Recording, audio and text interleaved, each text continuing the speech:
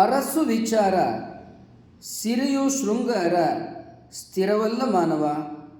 ಕೆಟ್ಟಿತ್ತು ಕಲ್ಯಾಣ ಹಾಳಾಯಿತ್ತು ನೋಡ, ಚಾಲುಕ್ಯ ರಾಯನ ಆಳ್ವಿಕೆ ತೆಗೆಯಿತ್ತು, ಕೂಡಲ ಸಂಗಮದೇವ ಸಂದಿತ್ತು ನಿಮ್ಮ ಕವಳಿಗೆಗೆ. ಈ ವಚನ ಏನು ಹೇಳ್ತಾ ಇದೆ ತಿಳಿದುಕೊಳ್ಳೋಣ. ಅರಸು ವಿಚಾರ ಸಿರಿಯು ಶೃಂಗಾರ. ಅರಸರ ಕತೆ, ಅರಸರ ಬದುಕು, ಸಿರಿ ಮತ್ತು ಶೃಂಗಾರಗಳು ಇವು ಐಶ್ವರ್ಯ, ಅರಸರ ಬದುಕು ಮತ್ತು ಶೃಂಗಾರ ಇವು ಜೀವನದಲ್ಲಿ ಯಾವುದು ಸ್ಥಿರವಾಗಿ ಇರುವುದಿಲ್ಲ, ಅವು ಶಾಶ್ವತ ಅಲ್ಲ. ಅರಸು ವಿಚಾರ ಸಿರಿಯು ಶೃಂಗಾರ ಸ್ಥಿರವಲ್ಲ ಮಾನವ. ಅವರು ಬಸವಣ್ಣನವರು ಈ ವಚನದಲ್ಲಿ ಅರಸೊತ್ತಿಗೆ, ಐಶ್ವರ್ಯ ಮತ್ತು ಯೌವನ, ಸೌಂದರ್ಯ, ಚೆಲುವು ಇವು ಯಾವುದೂ ಕೂಡ ಶೃಂಗಾರ ಜೀವನ ಸ್ಥಿರವಾಗಿ ಇರುವುದಿಲ್ಲ. ಮುಂದೆ ಹೇಳ್ತಾರೆ, ಮನುಷ್ಯರನ್ನು ಕುರಿತು ಹೇಳ್ತಾ ಇದ್ದಾರೆ, ಇದು ಸ್ಥಿರವಲ್ಲ ಮಾನವ. ತಮಗೆ ತಾವು ಹೇಳ್ಕೋತಾ ಇದ್ದಾರೆ ಆತ್ಮಗತ ರೀತಿಯಲ್ಲಿ ಮತ್ತು ಲೋಕಕ್ಕೂ ಹೇಳ್ತಾ ಇದ್ದಾರೆ. ಅರಸು ವಿಚಾರ ಸಿರಿಯು ಶೃಂಗಾರ ಸ್ಥಿರವಲ್ಲ ಮಾನವ. ಅರಸೊತ್ತಿಗೆ, ಐಶ್ವರ್ಯ, ಶೃಂಗಾರ, ಯೌವನ ಇವು ಯಾವುದೂ ಕೂಡ ಸ್ಥಿರವಲ್ಲ. ಕೆಟ್ಟಿತ್ತು ಕಲ್ಯಾಣ ಹಾಳಾಯಿತು ನೋಡ. ಕಲ್ಯಾಣ ಕೆಟ್ಟೋಯ್ತು, ನಾಶ ಆಯಿತು. ಅರಸೊತ್ತಿಗೆ ಹೋಯಿತು, ಐಶ್ವರ್ಯ ಹೋಯಿತು, ಶೃಂಗಾರ ಜೀವನವು ಹೋಯಿತು. ಕೆಟ್ಟಿತ್ತು ಕಲ್ಯಾಣ ಹಾಳಾಯಿತ್ತು ನೋಡ. ಕೆಟ್ಟಿತ್ತು, ಹಾಳಾಯಿತ್ತು ಇವು ಎರಡು ವರ್ತಮಾನದ ದೃಶ್ಯವನ್ನು ವಿವರಿಸ್ತಾ ಇದ್ದಾವೆ. ಬಸವಣ್ಣನವರು ಕಲ್ಯಾಣದಲ್ಲಿದ್ದೇ ಇವೆಲ್ಲ ಸಂಗತಿಗಳನ್ನು ನೋಡಿದ್ದಾರೆ. ಕಲ್ಯಾಣದಲ್ಲಿ 3 ಘೋರ ಯುದ್ಧಗಳು ನಡೆದವು. ಒಂದು, ಬಿಜ್ಜಳ ಚಕ್ರವರ್ತಿ ತನ್ನ ಮಗ ಸೋವಿದೇವನಿಗೆ ಸಿಂಹಾಸನವನ್ನು ಹಸ್ತಾಂತರ ಮಾಡಿ ಕಾಲವಾದ ನಂತರ ಬಿಜ್ಜಳನ ತಮ್ಮ ಮೈಲುಗಿ ಮತ್ತು ಅವನ ಮಗ ಕರ್ಣದೇವ ಆ ಕಲ್ಯಾಣವನ್ನು ವಶಪಡಿಸಿಕೊಳ್ಳಲಿಕ್ಕೆ ಬಂದಂಥ ಕಾಲದಲ್ಲಿ ಸೋವಿದೇವನ ಸಾಮಂತನಾದ ಬಿಲ್ಲಮದೇವ ಕರ್ಣನನ್ನು ಕೊಂದು ಸೋವಿದೇವನನ್ನು ಅಲ್ಲಿ ಪಟ್ಟಕ್ಕೆ ಕೂರಿಸ್ತಾನೆ. ಇನ್ನೊಂದು ಸಲ ಸಂಕಮದೇವನ ಪಟ್ಟಕ್ಕೆ ಸಂಚಕಾರ ಬಂದಂಥ ಕಾಲದಲ್ಲಿ ಯಾದವ ಬಲ್ಲಾಳರು ದಾಳಿ ಮಾಡ್ತಾರೆ. ಆಗ ಸಮುದ್ರದ ಬಲ್ಲಾಳನನ್ನು ಹಿಮ್ಮೆಟ್ಟಿಸ್ತಾನೆ. ಮತ್ತೆ ಸಂಕಮದೇವನನ್ನು ಸಿಂಹಾಸನದಲ್ಲಿ ಕಲ್ಯಾಣದಲ್ಲಿ ಕೂರಿಸ್ತಾನೆ. ನಂತರ ಸಂಕಮದೇವನ ಕಾಲ ನಂತರ ಮತ್ತೆ ಕಲ್ಯಾಣವನ್ನು ವಶಪಡಿಸಿಕೊಳ್ಳಲಿಕ್ಕೆ ಬಂದಾಗ ಬಿಲ್ಲಮದೇವನಿಗೂ ಈ ಬಲ್ಲಾಳನಿಗೂ ಯುದ್ಧವಾಗಿ ಹಿಂದೆ ಸರಿತಾನೆ. ಬಿಲ್ಲಮದೇವ ಆ ಕಲ್ಯಾಣದ ಅರಸೊತ್ತಿಗೆಗೆ ಚಾಲುಕ್ಯರ 4ನೇ ಕುಡಿಯಾದ ಸೋಮೇಶ್ವರ 4ನೇ ಸೋಮೇಶ್ವರನನ್ನು ಪಟ್ಟಕ್ಕೆ ಕೂರಿಸ್ತಾನೆ. ಆದರೆ ಈ ನಾಲ್ವಡಿ ಸೋಮೇಶ್ವರನು ವೀರನಲ್ಲದೆ ಹೋದದ್ದರಿಂದ ಮತ್ತೆ ಬಲ್ಲಾಳನ ದಾಳಿ ಕಲ್ಯಾಣದ ಮೇಲೆ ಉಂಟಾದ ಕಾಲಕ್ಕೆ ಅವನು ಕಲ್ಯಾಣದಿಂದ ಓಡಿ ಹೋಗ್ತಾನೆ. ಬಿಲ್ಲಮದೇವ ಮತ್ತೆ ಕಲ್ಯಾಣಕ್ಕೆ ಬಂದು ಈ ಹೊಯ್ಸಳರ ಬಲ್ಲಾಳನನ್ನು ಹಿಮ್ಮೆಟ್ಟಿಸಿ ತಾನೇ ಆ ಬಿಲ್ಲಮದೇವ ಕಲ್ಯಾಣದ ಚಕ್ರವರ್ತಿ ಆಗ್ತಾನೆ.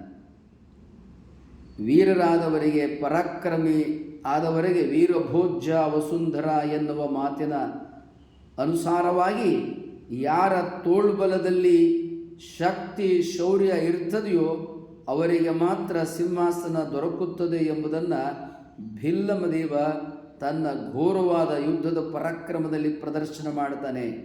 ಇದೇ ಬಿಲ್ಲಮದೇವ ಕಲ್ಯಾಣದೊಂದಿಗೆ ಮಧ್ಯ ಭಾರತದವರೆಗೂ ಚಕ್ರವರ್ತಿಯಾಗಿ ರಾಜ್ಯಭಾರ ಮಾಡ್ತಕ್ಕಂಥದ್ದನ್ನು ಆ ಬಿಲ್ಲಮರ ಯಾದವ ಬಿಲ್ಲಮರ ಇತಿಹಾಸದಲ್ಲಿ ಚರಿತ್ರೆ ವಿವರಿಸುತ್ತದೆ. ಬಸವಣ್ಣವರು ಈ ಎಲ್ಲ ಘೋರ ಯುದ್ಧಗಳನ್ನು ಕಲ್ಯಾಣದಲ್ಲಿದ್ದುಕೊಂಡೇ ನೋಡಿದರು.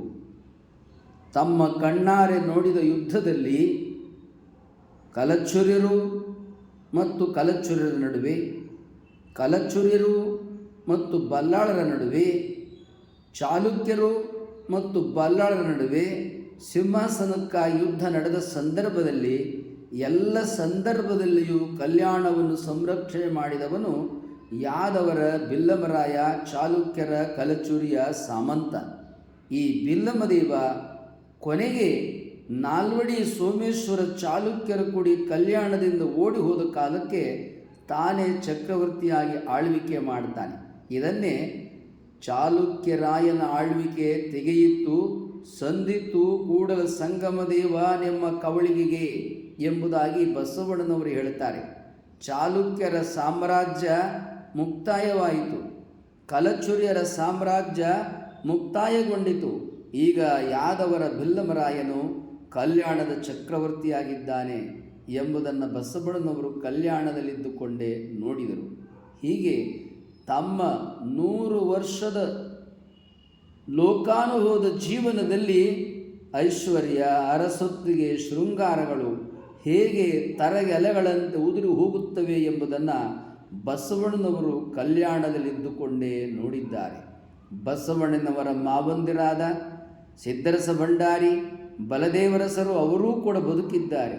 ಈಗ ಅವರು ವೃದ್ಧಾಪ್ಯದಲ್ಲಿ ಇದ್ದಾರೆ. ಬಿಲ್ಲಮದೇವ ಕಲ್ಯಾಣದ ಚಕ್ರವರ್ತಿಯಾಗಿದ್ದಾನೆ. 100 ವರ್ಷ ಬದುಕಿದ ಬಸವಣ್ಣನವರು ಕಲ್ಯಾಣದಲ್ಲಿ ತಮ್ಮ ಸಾಮಾನ್ಯ ಜೀವನವನ್ನೇ ಬದುಕಿದ್ದಾರೆ. ಕವಿಗಳು ಕತೆ ಕಟ್ಟಿದಂತೆ ಕಲ್ಯಾಣದಲ್ಲಿ ಯಾವುದೇ ರೀತಿಯ ವರ್ಣಸಂಕರವಾಗಲಿ, ಯಾವುದೇ ರೀತಿಯ ಕಲಚುರಿಯರಿಗೂ ಶರಣರಿಗೂ ಯುದ್ಧವಾಗಲಿ, ಬಸವಣ್ಣನವರು ಬಿಜ್ಜಳನ್ನು ಕೊಲ್ಲಿಸುವ ಪ್ರಮೇಯವಾಗಲಿ ಯಾವುದೂ ಘಟನೆ ನಡೆದಿಲ್ಲ. ಮತ್ತು ಈ ಪರಿಣಾಮವಾಗಿ ಬಸವಣ್ಣನವರು ಕಲ್ಯಾಣದಿಂದ ಓಡಿ ಹೋದರು. ಕಲ್ಯಾಣದಿಂದ ಕಲಚುರಿಯರ ಸೇನೆ ಬಸವಣ್ಣನವರನ್ನು ಬೆನ್ನಟ್ಟಿತು. ಬಸವಣ್ಣನವರು ಕೂಡಲ ಸಂಗಮದಲ್ಲಿ ಆತ್ಮಹತ್ಯೆ ಮಾಡಿಕೊಂಡರು. ಇತ್ಯಾದಿ ಕಪೋಲ ಕಲ್ಪಿತ ಕಥೆಗಳು ಇವು ಸುಳ್ಳು ಸೃಷ್ಟಿ. ಹೀಗಾಗಿ ಬಸವಣ್ಣನವರು ಭಕ್ತಿ ಜೀವನವನ್ನು ನಡೆಸಿ 100 ವರ್ಷಗಳ ಕಾಲ ಬದುಕಿತು ಎಂಬುದನ್ನು ಅವರ ವಚನಗಳೇ ವಿವರಿಸುತ್ತವೆ. ಆದ ಕಾರಣ ಕವಿಗಳ ಕಲ್ಪನೆಯ ಕಥೆಗಳನ್ನು ಆಧರಿಸದೆ ಸ್ವತಃ ಬಸವಣ್ಣನವರೇ ತಮ್ಮ ಆತ್ಮಕಥೆಯನ್ನು ಬರೆದಿರುವ ಅವರ ವಚನಗಳನ್ನು ನೋಡಿ ಅವರ ಭಕ್ತಿಯ ದಿವ್ಯದ ಆನಂದದ ಜೀವನವನ್ನು ನೋಡಿ ನಾವು ಅದನ್ನು ಸಂತೋಷಿಸಬೇಕೇ ಹೊರತು ಮತ್ತೇನೋ ಕಥೆಗಳ ಕಡೆಗೆ ನಮ್ಮ ಲಕ್ಷ್ಯವನ್ನು ಹರಿಸಬಾರದು ಎಂಬುದಾಗಿ ನಾವು ಬಸವಣ್ಣನವರ ಈ ವಚನದೊಂದಿಗೆ ತಿಳಿಸಲು ಇಚ್ಛಿಸುತ್ತೇವೆ. ಇದುವರೆಗೆ ಯಾರು ಸಬ್ಸ್ಕ್ರೈಬ್ ಬಟನ್ ಒತ್ತಿಲ್ಲ, ಕೂಡಲೇ ಸಬ್ಸ್ಕ್ರೈಬ್ ಬಟನ್ ಒತ್ತಿ, ಅಲ್ಲಿ ಬೆಲ್ ಕಾಣಿಸುತ್ತೆ, ಬೆಲ್ ಬಟನನ್ನು ಒತ್ತಿ, ಆಲ್ ಅಂತ ಬರುತ್ತೆ, ಆಲನ್ನು ಒತ್ತಿ.